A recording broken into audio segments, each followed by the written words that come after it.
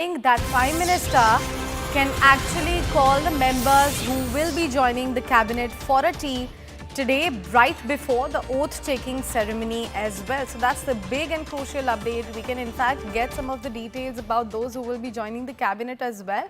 Payal continues to stay with us on the broadcast with more details. Payal, so can we actually look at some of the details coming out from that tea that Prime Minister has invited all the cabinet members to?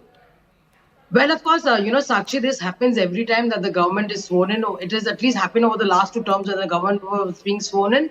Various leaders start getting calls from early in the morning. For example, around 10:30, either the BJP president or either the prime minister himself in case of a senior leader.